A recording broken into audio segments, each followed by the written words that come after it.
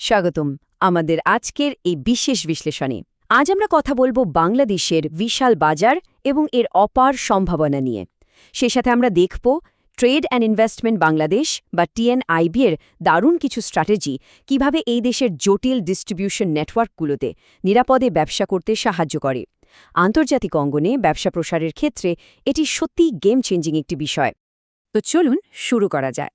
খুব সংক্ষেপে যদি বলি, আজ আমরা মূলত এই বিষয়গুলো নিয়ে ধাপে ধাপে আলোচনা করব। বাংলাদেশের বাজারের সম্ভাবনা, ডিলার ও ডিস্ট্রিবিউটরদের মধ্যকার পার্থক্য, এখানকার ব্যবসার ঝুঁকি, টিএনআইবি এর মার্কেট ইন্টেলিজেন্স এবং কিভাবে তারা সঠিক পার্টনার নিয়োগে কাজ করে। চলুন শুরুতেই দেখে নেওয়া যাক বাংলাদেশের বাজারের আসল সম্ভাবনা আর এর ইকোনমিক স্কেলটা আসলে কতটা বড়। এই সংখ্যাটা একটু খেয়াল করুন, 177 মিলিয়ন, মানে 17 কোটিরও বেশি মানুষ। একবার ভাবুন তো, দ্রুত শিল্পায়ন আর ক্রমবর্ধমান চাহিদার কারণে আন্তর্জাতিক ব্যবসার জন্য কি বিশাল এক সুযোগ তৈরি করে রেখেছে এই মার্কেট। এত বড় ভোক্তা শ্রেণী খুব কম দেশেই আছে। আর এই বিপুল জনসংখ্যার পেছনের অর্থনৈতিক ইঞ্জিনটা ঠিক কেমন? অর্ধেকেরও বেশি, মানে 55% জিডিপি আসছে সার্ভিস সেক্টর বা সেবা খাত থেকে। এর পাশাপাশি টেক্সটাইল, ফার্মাসিউটিক্যালস বা টেকনোলজির মতো খাতগুলো কিন্তু রকেট গতিতে এগোচ্ছে। জিডিপিতে যাদের অবদান প্রায় 30%। সত্যি অসাধারণ, তাই না? এখন এই 17 কোটি মানুষের কাছে পৌঁছাতে হলে সাপ্লাই চেইন বুঝতে হবে। তো চলুন এবার ডিলার আর ডিস্ট্রিবিউটরদের মধ্যকার মূল পার্থক্যটা একটু বুঝে নেই।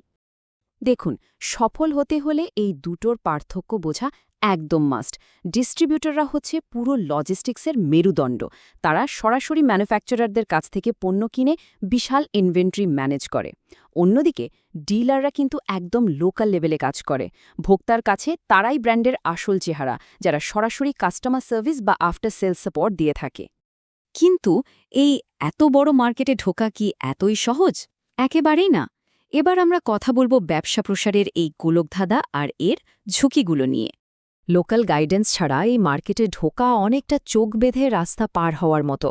প্রথমত, এখানে নির্ভরযোগ্য ডেটার বেশ অভাব রয়েছে।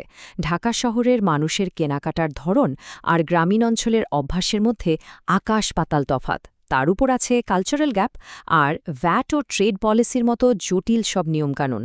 বুঝতেই পারছেন, চ্যালেঞ্জের কোনো শেষ নেই। আর ঠিক এই কারণেই না বুঝে ভুল পার্টনার বেছে নিলে পুরো ইনভেস্টমেন্ট পানিতে যেতে পারে। পেমেন্ট আটকে যাওয়া থেকে শুরু করে নকল পণ্যের বাজার তৈরি হওয়ার মতো মারাত্মক ঘটনাও ঘটতে পারে। একবার আইনি ঝামেলায় জড়ালে বা সুনাম নষ্ট হলে তার রিকভার করা যে কতটা কঠিন তা তো আমরা সবাই জানি। তাহলে উপায়? এখানেই চলে আসে ট্রেড অ্যান্ড ইনভেস্টমেন্ট বাংলাদেশ বা সংক্ষেপে টিআইএনবির লোকাল মার্কেট ইন্টেলিজেন্স। চলুন দেখি তারা কিভাবে কাজ করে। ব্যাপারটা বেশ ইন্টারেস্টিং।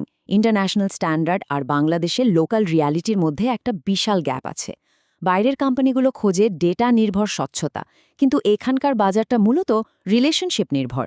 এখানেই টিএনআইবি একটা ব্রিজের মতো কাজ করে। তারা তাদের বিশাল লোকাল নেটওয়ার্ক দিয়ে সরাসরি অ্যাক্সেস তৈরি করে দেয় এবং স্থানীয় কালচার আর জটিল আইনি বিষয়গুলো খুব সহজেই হ্যান্ডেল করে। আর এটা শুধু কথার কথা নয়। কানাডার ক্যানবিস ইনকর্পোরেটেডের ফাউন্ডার মোস্তাফিজুর রহমানের কথাটা একটু শোনা যাক। তিনি বলছেন, টিএনআইবির সাথে কাজ করার অভিজ্ঞতা তাদের জন্য দারুণ পেশাদার ছিল। তাদের স্ট্র্যাটেজিক ইনসাইট আর লোকাল মার্কেটের গভীর জ্ঞান যে ক্রস বর্ডার ব্যবসায় কতটা জরুরি, এই কথাটা তারই একটা বড় প্রমাণ। এবার আমরা আমাদের শেষ অংশে চলে এসেছি, স্ট্র্যাটেজিক পার্টনার নিয়োগ। চলুন দেখি ঝুঁকি কমানোর জন্য টিএনআইবি ঠিক কিভাবে সঠিক পার্টনার খুঁজে বের করে। টিএনআইবির এই প্রসেসটা কিন্তু বেশ কঠোর। তারা শুধু পরিচয় করিয়ে দিয়েই খালাস নয়, যে কোনো চুক্তি সাইন হওয়ার আগে তারা একদম খুঁটিয়ে খুঁটিয়ে যাচাই করে। ট্রেড লাইসেন্স থেকে শুরু করে আর্থিক সক্ষমতা, এমনকি ওয়্যারহাউস বা গোদামের অবস্থাও তারা ফিজিক্যালি চেক করে দেখে। এতে করে ব্যবসার ঝুঁকি একদম তলানিতে নেমে আসে। আর হ্যাঁ, পার্টনারশিপ কনফার্ম হওয়ার পরও কিন্তু তাদের সাপোর্ট চলতে থাকে। ডিস্ট্রিবিউশন চুক্তিতে হেল্প করা, ডিজিটাল মার্কেটিং ইন্টিগ্রেশন কিংবা ডিলারে পারফরম্যান্স মনিটর করা, সব কিছুতেই তারা পাশে থাকে। উদ্দেশ্য একটাই, যেন পার্টনারশিপটা দীর্ঘমেয়াদে সফল এবং লাভজনক হয়। আসলে পুরো ব্যাপারটা হলো স্মার্ট মার্কেট পেনেট্রেশন। জিরো থেকে সব শুরু করার বদলে আগে থেকেই যাচাই করা লোকাল ডিস্ট্রিবিউটরদেরকে কাজে লাগানো।